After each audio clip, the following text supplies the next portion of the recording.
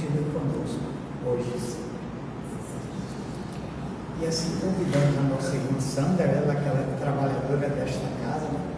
Cansada de, além de trabalhadora, favorece palestrando para ajudar aqui, beleza? Por isso que a gente só quer agradecer por essa oportunidade. Sejam bem-vindos.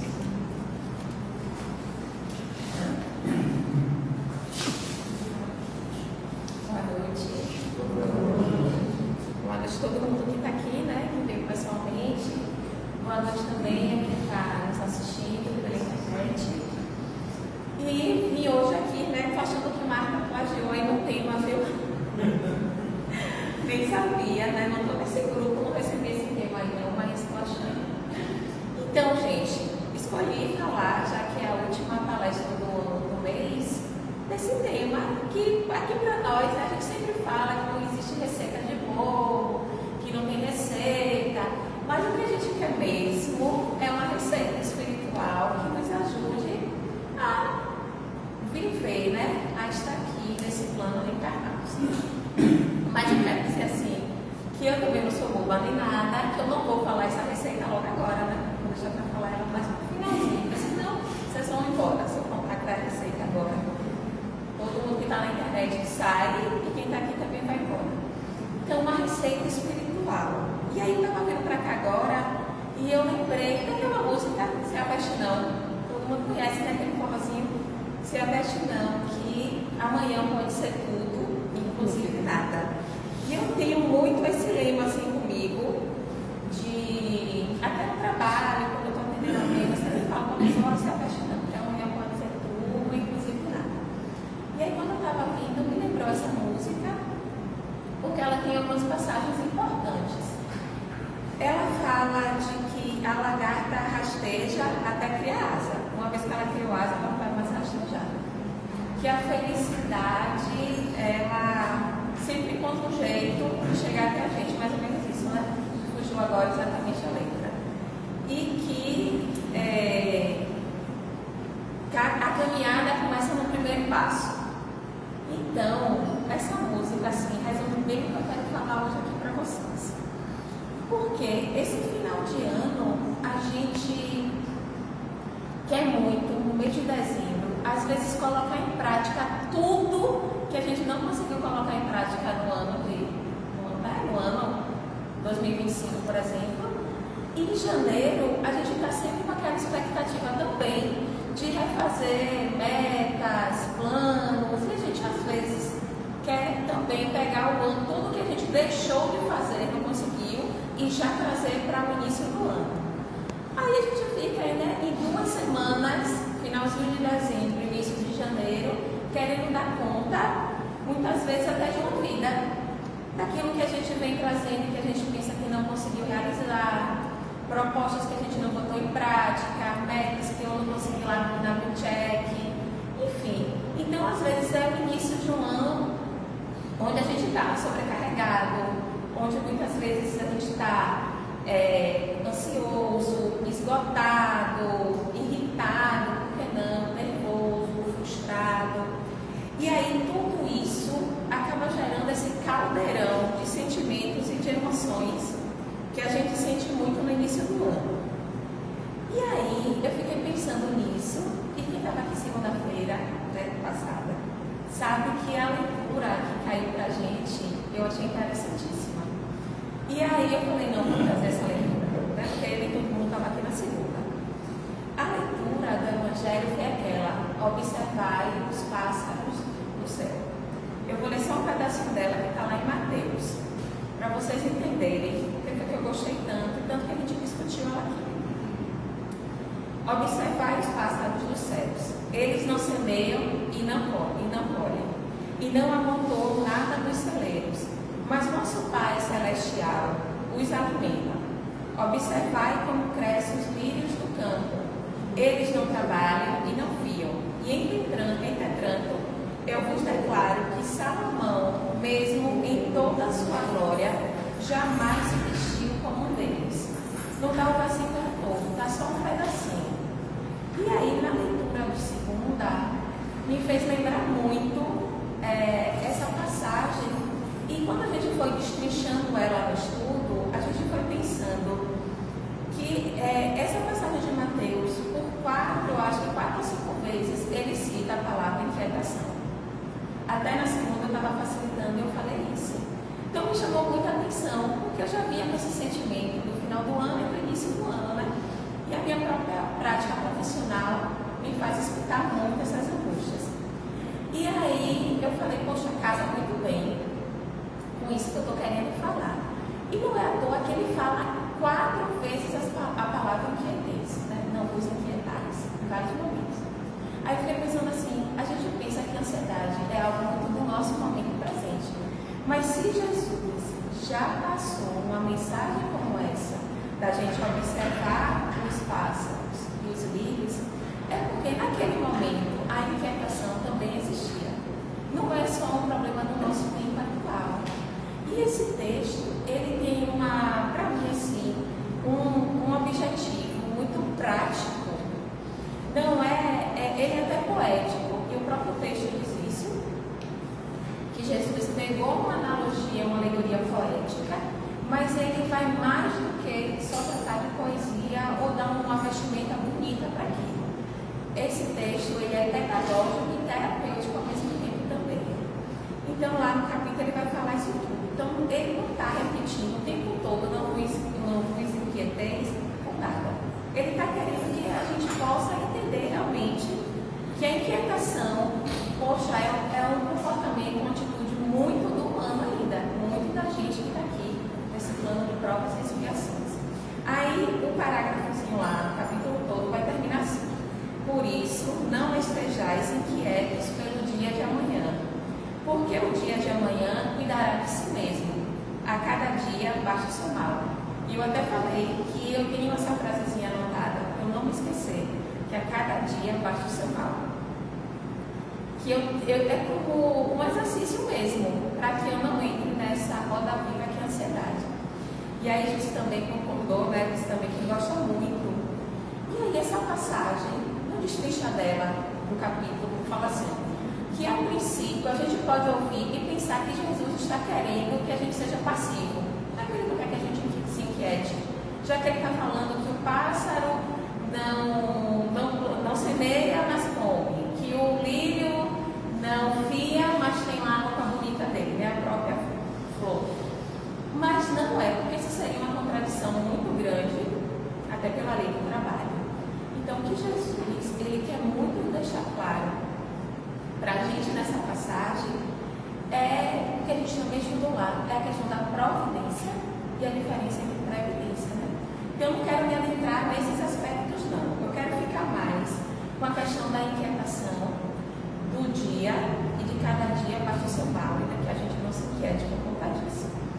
Então, ele pega e ele vai falando assim, que os pássaros, de qualquer forma, eles trabalham. Eles têm que fazer ali o ninho, enfim, a programação que vem para ele, o pássaro realiza. Não é uma programação igual a nossa. Dentro lá da biologia deles fazem. A planta também tem lá a sua função dentro da biologia. Então, cada ser vivo, ele tem uma programação e o objetivo é que ele realize aquela programação. Então, quando ele cita isso, ele está querendo dizer, dá para a gente se libertar dessa ansiedade excessiva. Por isso que ele usou tanta palavra de programação.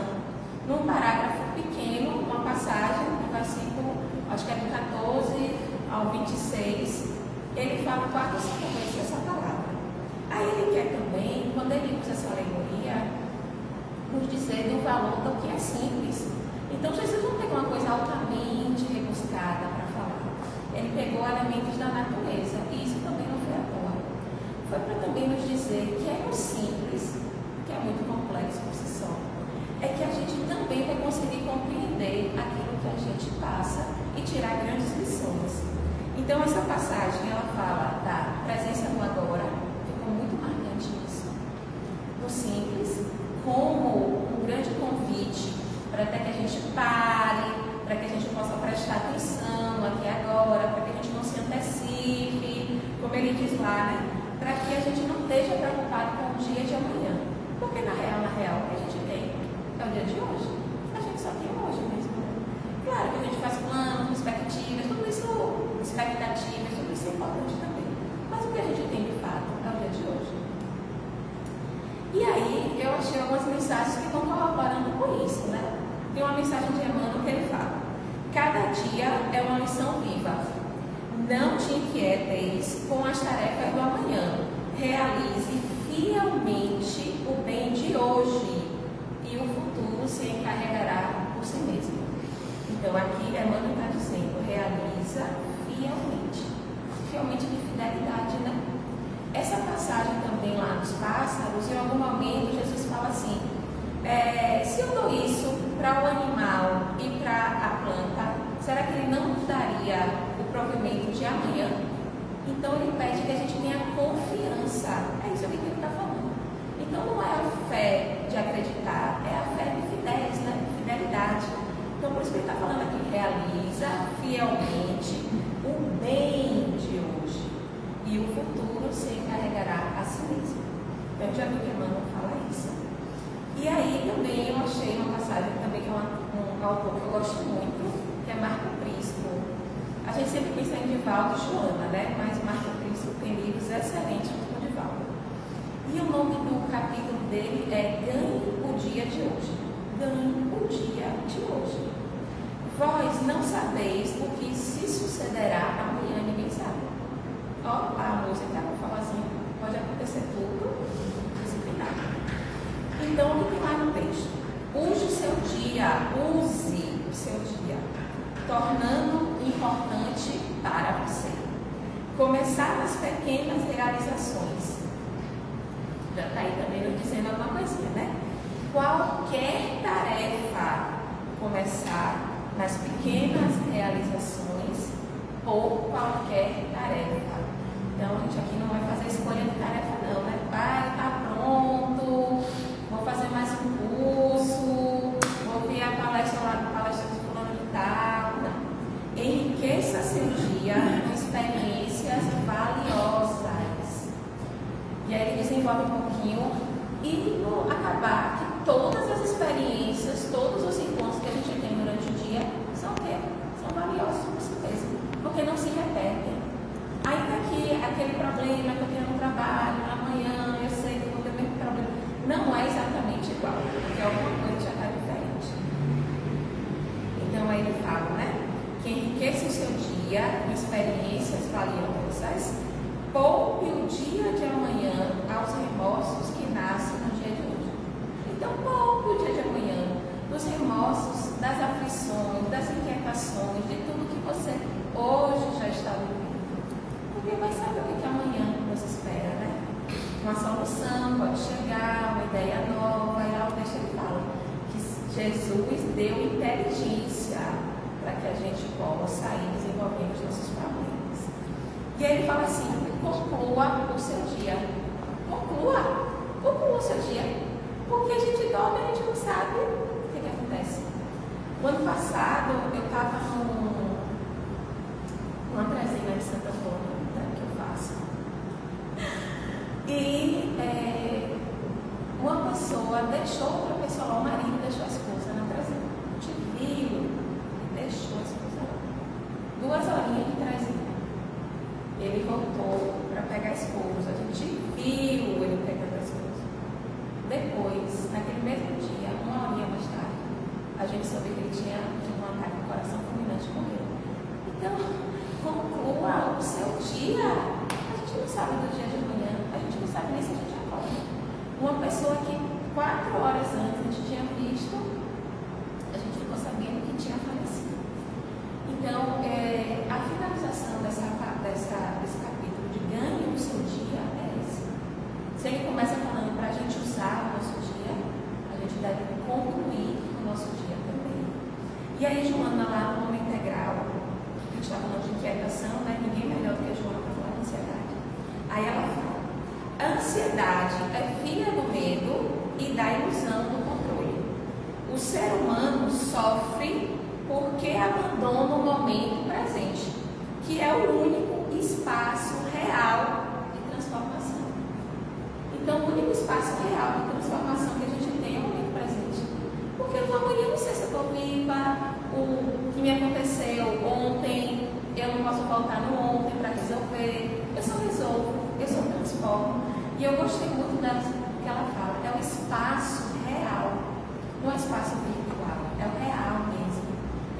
está acontecendo, é do momento, é do olhar, é de eu encontrar aquela pessoa que me chateou, e aí eu me bato com ele de frente, e aí? Eu vou ver o que outro dia aconteceu isso comigo. Eu sou injuriada com uma pessoa, eu me bati de frente com ela. Aí eu pensei, meu Deus. Aí eu pensei, oi. Depois eu saí e falei, pronto, pelo menos um oi eu dei. Né? Então é o espaço real que chama a gente a transformação. Não é o fato de eu ter, né, pensar e falar, não falo, poxa, não falei. Vou falar. Não vou. Então não. Então aqui ela já disse logo, que é o único espaço real de transformação. E aí ela vai falando que é dessa passagem toda, isso que eu estou falando agora, que vai nos sinalizando o que é que com essa alegoria, às vezes até tão pueril, né? Tão simples, ela é tão simples, mas que a gente tira tantas coisas. Observar o pássaro no céu, a gente anda olhando, nem sei, a gente anda olhando. A gente olha uma planta, observa o chão mesmo, acompanha, a gente vai se esquecendo disso. E para finalizar essa parte, lá no Vida Feliz, porque aí começa tudo aqui que a gente está falando de ansiedade, inquietação, sobrecarga, irritação, nervosismo, ansiedade, tudo isso parece muito desproporcional para uma vida feliz. Será?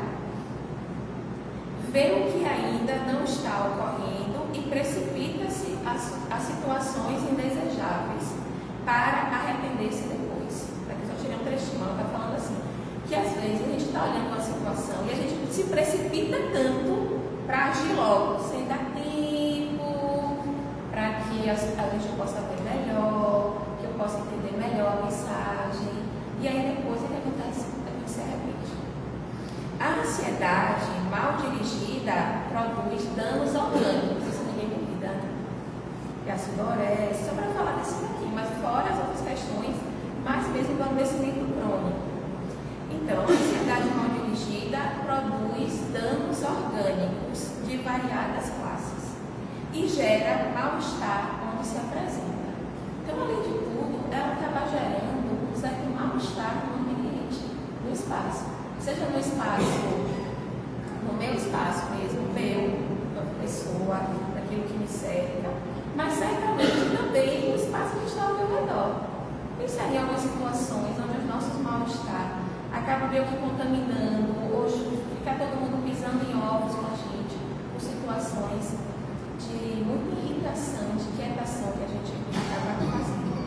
Aí ela fala assim, a calma é o abençoado antídoto da ansiedade.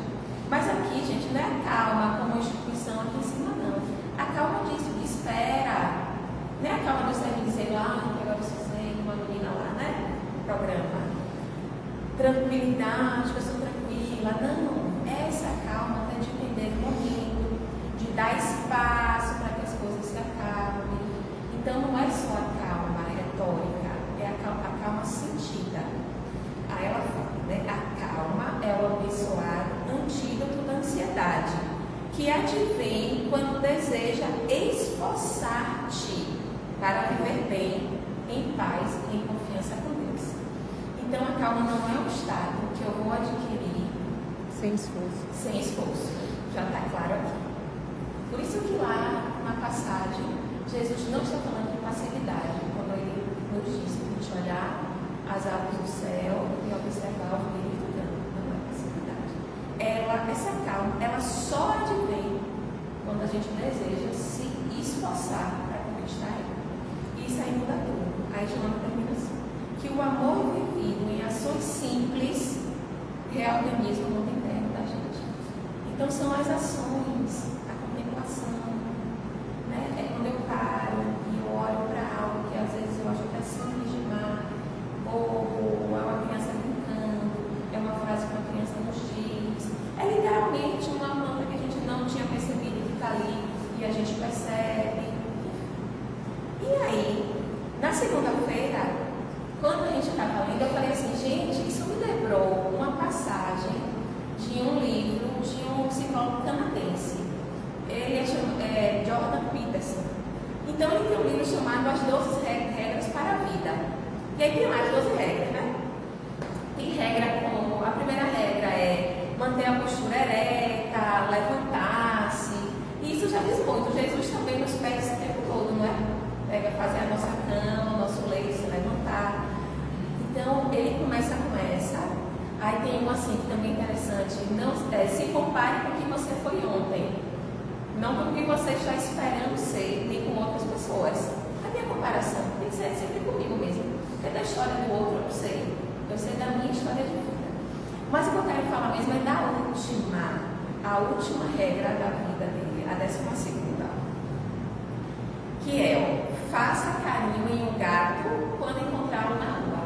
Aí eu brinquei, eu falei, gente, isso me lembrou na hora. Me lembrou essa passagem. Porque, gente, Jordan Peterson está usando também uma metáfora para a gente. Olha o que ele está falando. Uma alegoria também. Para falar de algo também super simples. De algo que é do mundo natural, animal, que está ali, acessível para qualquer um. Faça carinho em um gato quando encontrá-lo na rua.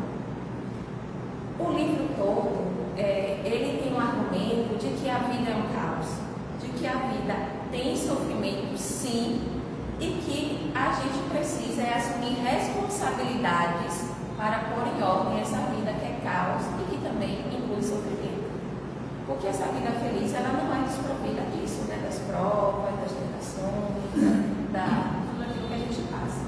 Então, a intenção dele é meio que oferecer também um antídoto contra a ansiedade, contra esse sentimento de vazio que muitas vezes a gente tem vivenciado hoje, contra esse desespero moderno da performance, de performar, de parecer ser uma coisa que eu não sou ainda.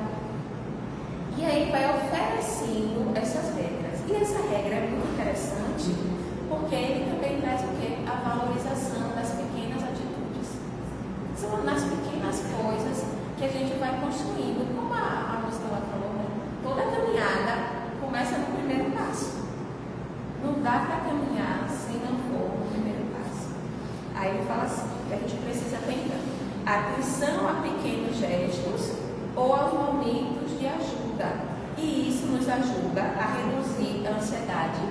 Ela traz presença e calma e acalma a mente em tempos de caos. Então, fazer carinho no gato, quem tem gato aí sabe, né? Gente, eu tenho um gato. E ele entrou lá em casa assim. Foi lá chorando. Eu tive, aí eu ia falar desprazer, mas não, na época, de botar uma comidinha para ele. E a gente não queria ele dentro de casa, mas também não ia botar na rua. E ele foi ficando até um dia que minha mãe falou assim, não, deixa ele dormir hoje aqui, choveu muito. Ai, tá bom, só vai deixar hoje. Isso que ele entrou, há 8 anos ele está lá em casa, viu? E virou inquilino, morador da casa. Então, se dá a oportunidade assim, de sair um pouquinho de si. Deixar um pouquinho os problemas de lado. E quando a gente está fazendo carinho no animalzinho, a gente às vezes, ou quando a gente está contemplando alguma coisa, a gente não está só focado no problema. É aquele 2 altos que a gente dá, aquele passinho às vezes que a gente se desloca da gente mesmo para cuidar, para oferecer presença ao outro. Eu não posso fazer carinho no gato virtualmente. Eu só faço carinho no gato na real, estando com ele ali perto de mim, fazendo lá o carinho. Cachorro faz a mesma coisa. Então a regra dele com isso é o que? Ancorar-se no presente. Fazer carinho no gato é ancorar-se no presente.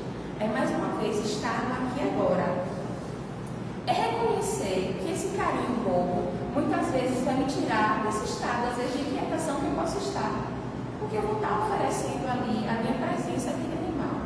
Quando a gente também encontra um amigo na rua e a gente conversa, né? Empresta o nosso ouvido para ouvi-lo. Às vezes a gente também está com essa sensação de, nossa, né? Até que eu me esqueci um pouquinho daquilo que estava me inquietando. Então, o gato, ele também simboliza esse instante da vida. Como eu disse, eu não posso virtualmente fazer carinho nele. Quando a gente viaja pela câmera lá, fica olhando ele, fala com ele, mas eu estou lá com ele fazendo carinho realmente. Então, a ideia do gato é essa. No presente, no aqui e agora. Sério, Sandra? E aí, onde é que as 2 mensagens se conectam, né? A olhar lá os pássaros do céu, os lírios e fazer carinho quando você vê o gato.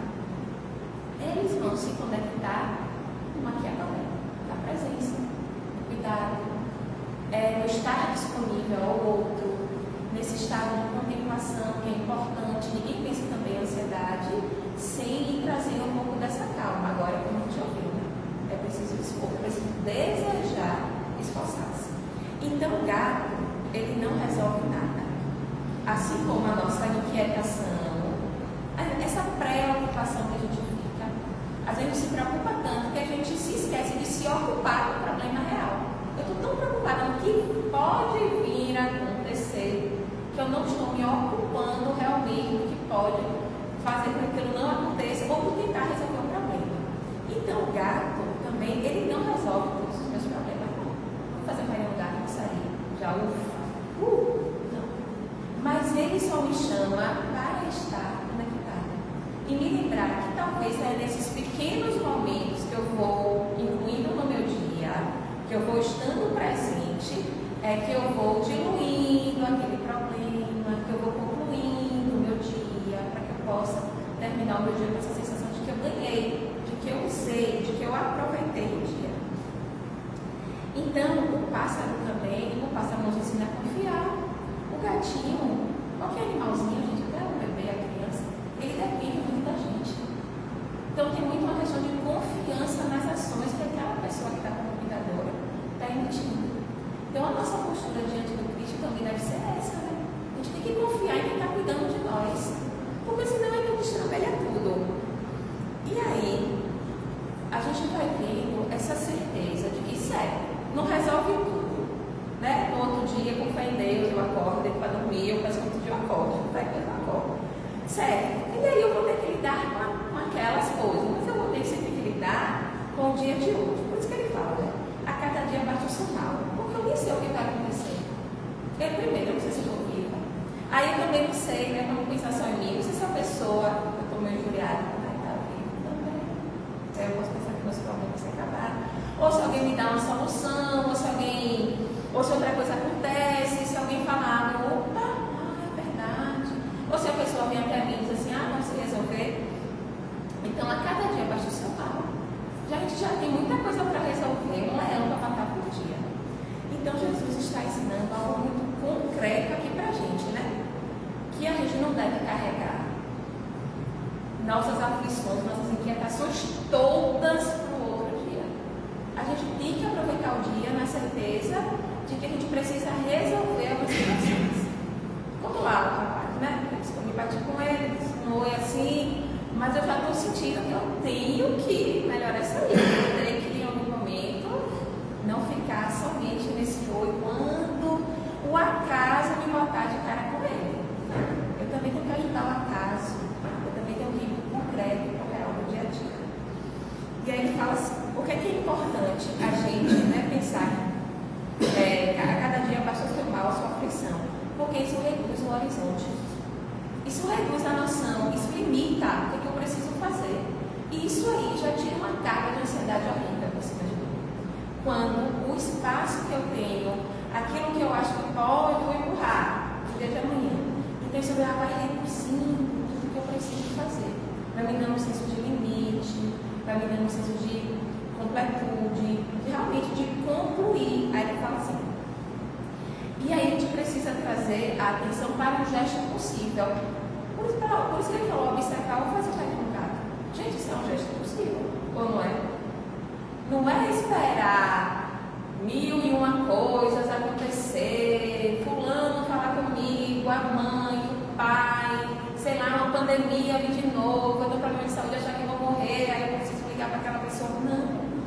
Quando ele fala de fazer o carinho no gato, ele está falando assim do gesto que é possível e não possível fazer. Eu acho que é possível dar um bom dia para essa pessoa. É totalmente possível fazer isso. Tanto é que eu fiz. Mas é também possível fazer outras coisas. Então a gente vai brincando assim. E aí ele fala que o dia fica no tamanho do dia. O dia fica no tamanho do dia. Não fica nada assim, não conforme. O dia não, parece que não tem 24 horas para mim. Não. O dia fica no tamanho certinho para aquele dia. Nada de ser fácil fazer não, viu? Aí ele quer dizer o quê? Lá na passagem, no capítulo do Evangelho, né? Que essa inquietação é como se a gente fizesse uma ruptura com dom divino. Mas ele começou lá também falando de confiança. Quando eu não confio, aí é que eu estou um passo do despenhadeiro do precipício mesmo, né? E aí eu estou comigo mesma.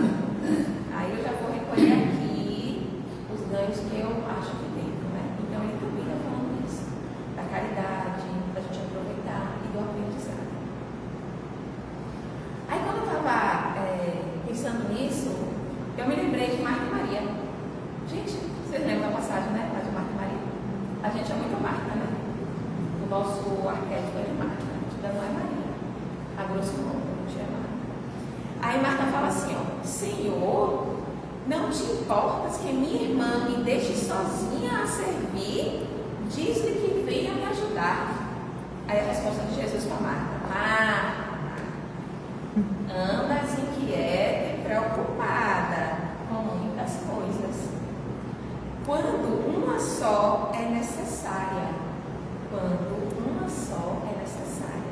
Maria escolheu a melhor parte que não lhe será tirada. Por isso que eu gostei da imagem, assim, que é o tamanho do dia, que limita o nosso horizonte. Porque a parte que não nos será tirada é aquilo que eu consigo fazer naquele dia. E para o outro dia, com essa sensação, não é que a gente vai resolver tudo não, gente, mas só assim aquela inquietação. Vamos pensar que a gente está querendo falar isso. Sem essa inquietação excessiva, antecipatória, ele já está catastrofizando o dia de amanhã. Então essa passagem, ela não é uma crítica ao trabalho, porque Marta estava lá, arrumando as coisas, limpando, querendo botar a mesa, no chá da tarde, fazer a mesa posta para Jesus. Não. Ele está repreendendo a inquietação. Então está vendo mais uma vez que a inquietação, é algo do nosso mundo. Já estava, gente. A gente não é ansioso hoje, nesse mundo hipermoderno, conectado, não. A gente está mais, talvez, botando mais luz. Mas a inquietação sempre existiu. Então, ele está o tempo todo exemplificando isso. O que é que Marta estava? Que somos nós. Exagerando demais. Ela não estava numa luta. Gente, você sabe que é você estar diante de Jesus. Você querer botar uma mesa posta do que está aos pés dele, ouvindo da boca dele aquelas palavras. Gente, claro que Maria ficou com a melhor parte, né? Quando a gente está numa palestra de alguém que a gente gosta, alguém que a gente é fã, sei lá, a gente quer aproveitar, degustar aquele momento. Então, somos Martas ainda, né? Porque a gente ainda está deixando muita coisa nisso. Então, ele fala assim, a ação correta nasce da presença. Essa melhor parte de Maria foi a ação correta na presença, não na ansiedade. Sem isso, o serviço vira peso. Sem isso, a responsabilidade vira angústia. Sem isso, o bem vira obrigação amargurada. Eu também não posso fazer, né? Estou falando lá, eu não posso também querer agora assim, fazer bem a todo custo, mas também não virar uma obrigação amargurada. Não, eu estou entendendo o que eu estou fazendo lá, dessa reaproximação. A ação sem presença gera inquietação. Planejamento sem confiança gera ansiedade. E o serviço sem sentido gera esgotamento. Gente, eu escuto trabalhadores. Minha semana quase toda eu escuto pessoas esgotadas por conta dos seus trabalhos. Claro, não fica nessa discussão não, porque não é só um indivíduo não, viu? Eu sei muito bem que é o universo do trabalho. Mas eu quero dizer assim, que esse serviço sem sentido, seja pelo ambiente, seja pelas relações mesmo de trabalho, que acaba causando o adoecimento, tudo isso gera esgotamento. E aí, na segunda-feira eu não lembrei disso, mas aí, eu lembrei, esses dias eu lembrei, né? Vocês já ouviram um livro que é Vou Te Receitar um Gato? Alguém que conhece esse livro? É um livro japonês. Esse livro tem até a parte 2 já. Vou Te Receitar um Gato. Vou falar só um pouquinho desse livro. Como é o nome do livro? Vou Te Receitar um Gato. Alguém me receitou um gato, viu? Aquele gato apareceu na casa de uma vizinha, que é gateira, uma gata, ela disse assim, você não pode deixar esse gato embora. Esse gato fica aqui. O livro, Vou Te Receitar um Gato, ele conta a história de 5 personagens.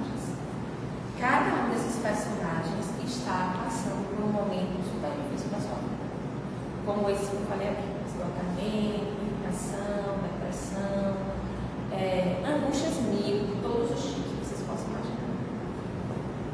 E aí, cada um escuta falar de uma clínica, de uma tal clínica.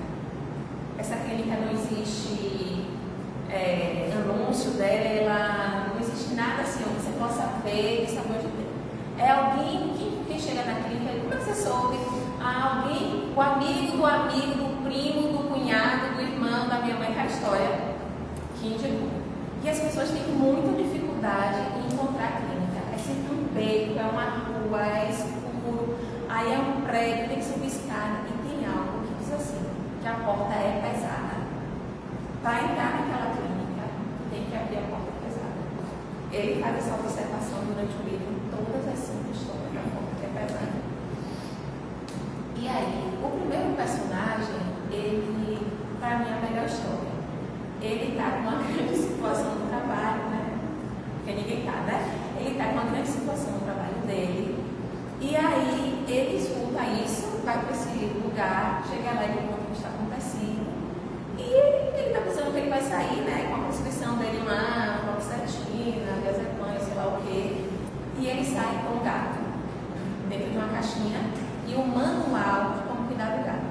Ele está acreditando, não acreditando, duvida se aquela coisa existiu.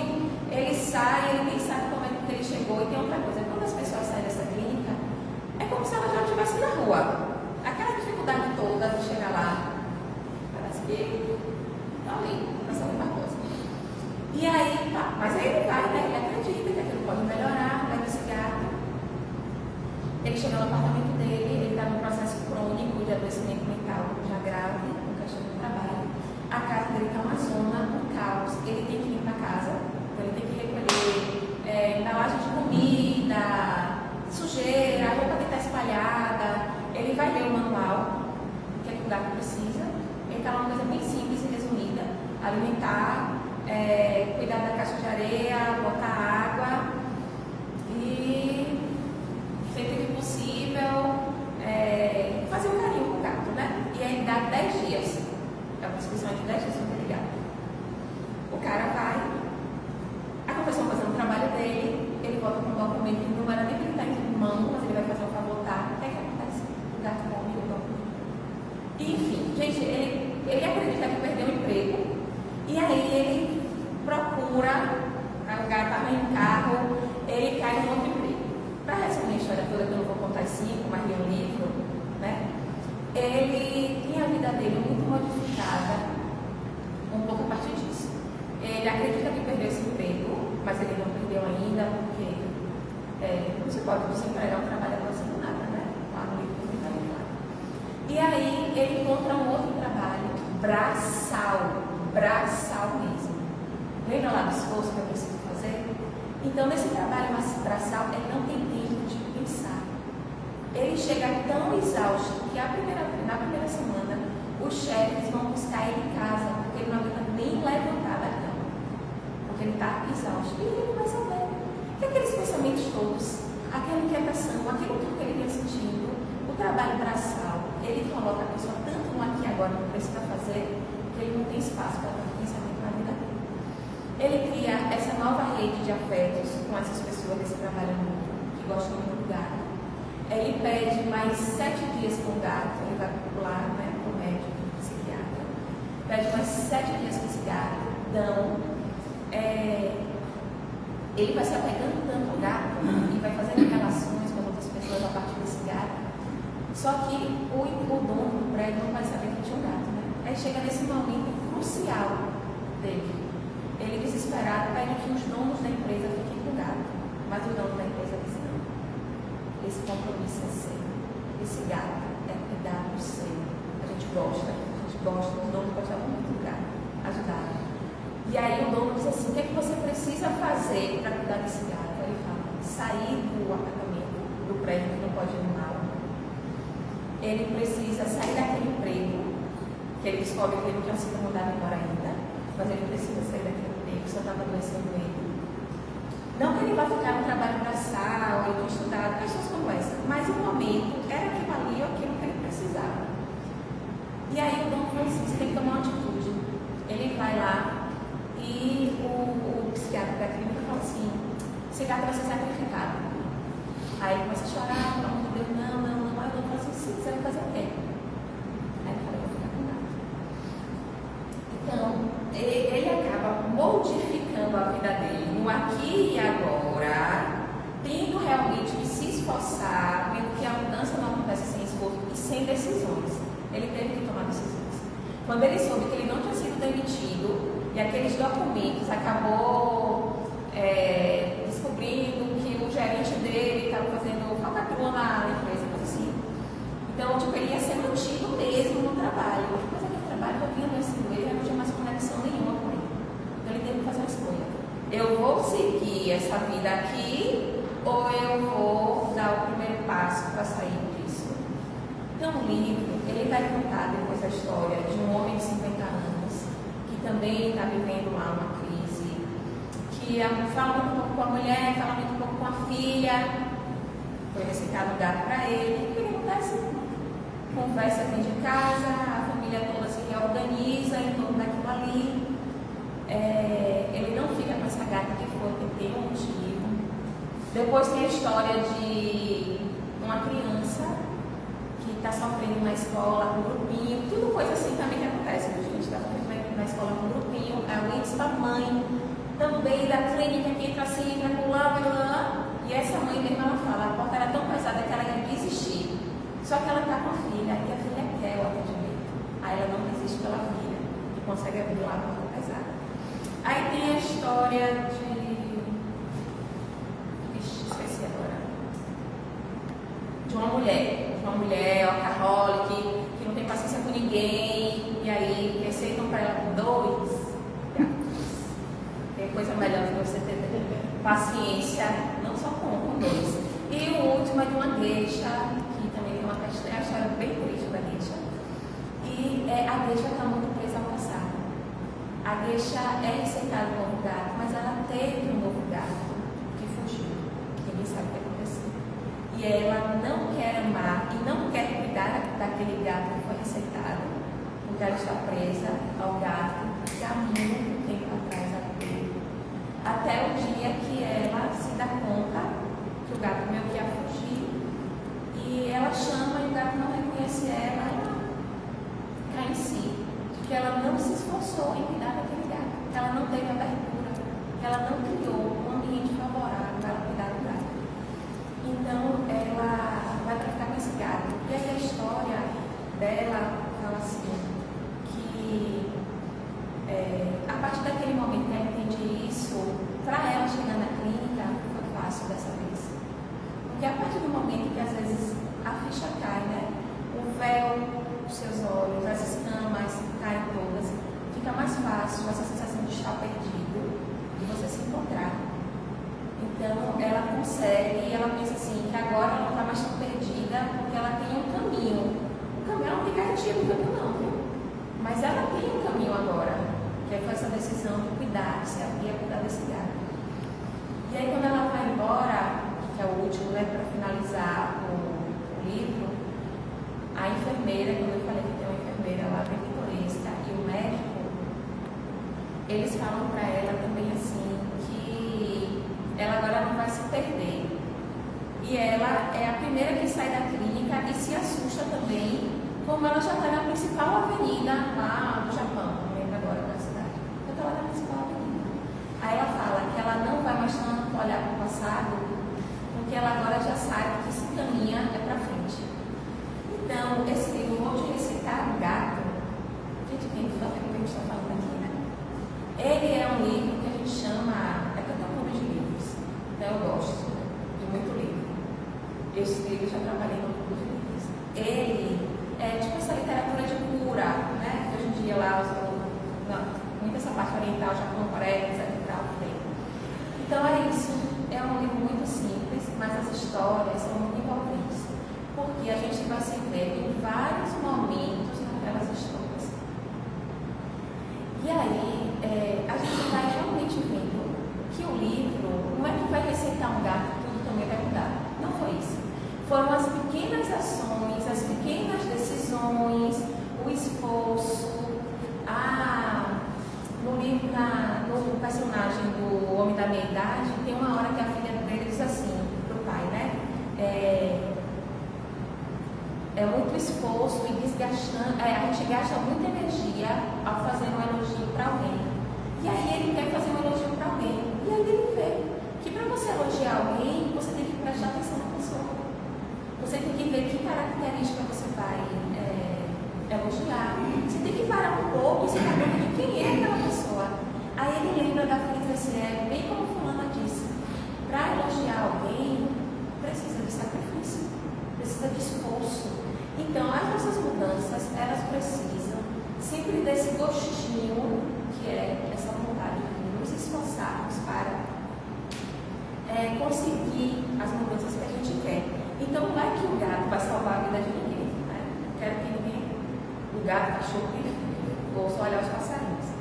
Mas é tudo aquilo que a gente faz. Até o que parecia errado no início com o passarinho, com o gato, era o processo já de mudança acontecendo. Porque vários deles pensaram em entregar o gato pela bagunça, pela disponibilidade. Então, o cuidado, ele requer isso, o agora, o presente. Eu não posso cuidar. Eu cuidei da minha mãe no passado. Sim, vai cuidar dela agora ou não vai? Não. Vou deixar para quando ela fazer 70 anos. Vai aposentar, deu bem. Agora que ela está andando para as próprias pernas, não precisa de cuidado mesmo. Então, o cuidado também ele é realizado agora. E todas essas coisas que eu estou falando aqui, ficou muito claro para mim, é que a ação, ela precede a clareza. Não queira ter clareza antes de fazer a ação. Ninguém tinha clareza de que queria ficar com o gato. Tudo bem, todo mundo lá adotou um gato. Mas a gente não pode querer ter clareza do caminho sem ter ação, sem ter se colocado em movimento primeiro. Então, para mim, isso fica muito forte. E uma coisa que me fez lembrar muito isso tudo é que, quem lembra aqui, lá Paulo Estevam, qual foi o conselho de Abigail? Ama, trabalha, espera e perdoa, não foi? Esse foi o conselho de Abigail. O mapa que Abigail entregou a Paulo foi esse: ama. Ama os pássaros, ama de olhar, observar. Ama os lírios, ama os gatos, ama os cachorros, ama seu colega do trabalho, volta a amar sua esposa, sua filha. Então, ama, trabalha, né? Os passarinhos não friam, ou o lírio não fria, mas ele está ali, trabalhando de alguma forma. Trabalha, se coloca em movimento, esforço. Todas essas histórias bíblicas a gente sempre fala isso. Espera, né? Não esperar de braços cruzados, a espera dessa esperança, dessa confiança, da fidelidade, de dar espaço para que as coisas também possam ser entendidas. A história da geisha, a gente vai vendo os traumas, e quem sabe que é uma geisha, né? No Japão, os homens que ela tinha que entreter, enfim, coisa e tal, ela talvez precisasse mesmo desse tempo e dessa abertura, uma pessoa que era tão usada e que tinha perdido um animalzinho que ela cuidava, né? Esse afeto, esse cuidado. Talvez ela precisasse disso. Não espera. Mas vai esperando também agindo, vai esperando se movimentando, vai esperando fazendo. E perdoa, né? Perdoa quando tudo fazendo passado. Todo mundo lá, em alguma maneira, teve que se perdoar, porque todo mundo estava inquieto, todo mundo estava doente mentalmente, todo mundo estava esquecido de si mesmo, das suas qualidades, das suas habilidades. Então, perdoa a si também. Então, eu me lembrei muito disso hoje e de como isso é uma mapinha, né?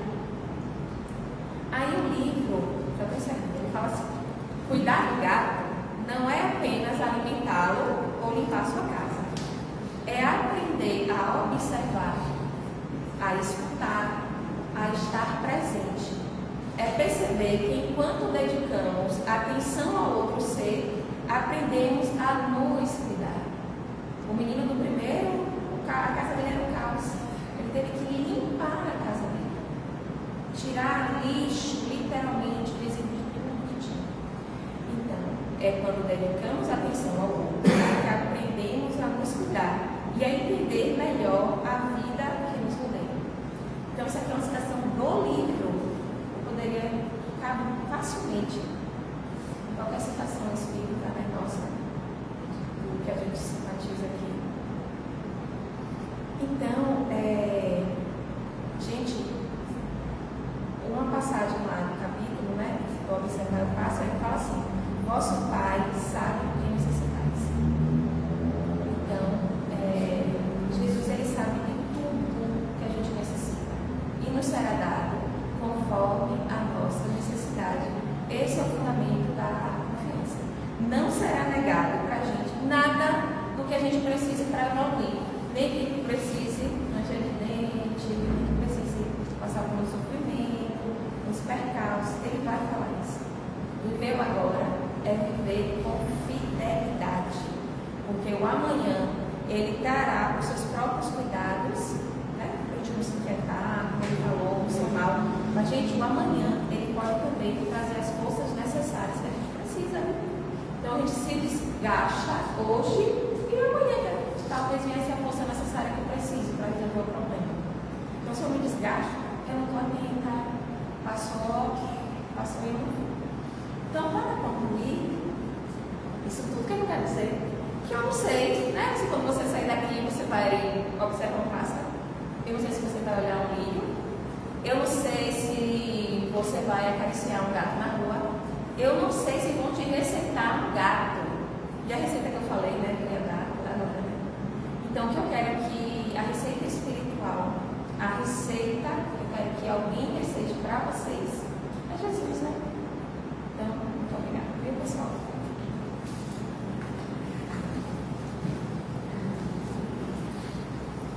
Está ligado o seu microfone? Muito obrigado, Sandra, pela oportunidade de ter uma terapia para nós nessa noite, né? Essa receita espiritual. Precisamos tanto no nosso dia a dia hoje.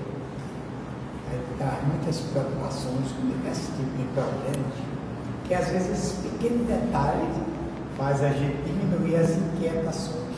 A ciência prova que a preocupação dele destrói muita coisa, cria resistência para a coisa. Estava lendo uma senhora trecho da mensagem A Cura da Doença, do livro Médico Jesus, de José Carlos Lucas, onde ele diz: não se preocupe com a doença, preocupe com a reflexão da sua cura. Porque às vezes, quando a gente se preocupa demais, tem medo, aumenta o nível de várias coisas. Você tem um problema de diabetes, ele vai subir, pressão também. Durante a doença, o processo de cura, principalmente no estágio, não vamos dizer o pior, mas quase todos. O problema de câncer também altera, né? E diminui ainda a sua imunidade, a projeção do aumento das moléculas necessárias para que aconteça a cura. Tudo isso pela inquietação, pela preocupação que às vezes temos, né? Que é uma produção pedagógica de grandes heranças nossa, que vem que a gente precisa nos reeducar. É um desafio, não é fácil, né? Mas é preciso a gente acordar para isso a cada dia e buscar o que é que nós queremos melhor. Até porque nós somos culpados, responsáveis por tudo que nos acontece. Só colocar a culpa, às vezes eu coloco, foi Jesus, só alguém foi Deus, quis que eu ficasse assim. Não, houve um projeto que você poderia passar por ali, mas não é para você ficar ali o tempo todo. Ficar aquele que apareceu um pouco daquele da sua prova, você olha, tem que acordar, o que é que eu preciso fazer para sair de onde estou? Aí onde está a resiliência de cada um, buscar que isso é necessário. O medo, a preocupação vai existir. Mas não pode criar aquilo como boleto, tá? Porque a cada dia buscar essa melhor. Okay? Vamos passar para a segunda parte do nosso trabalho de hoje, que é o momento do passe. É um momento, para quem está vindo pela primeira vez, a gente avisa que diminuímos a intensidade das luzes, né? Para facilitar mais a nossa quietude e vincular nossos pensamentos com um objetivo maior. Então, precisa observar e sentir essa troca de energia no ambiente. Okay? Então, nesse momento, convidamos os nossos médios passistas que sejam disponíveis.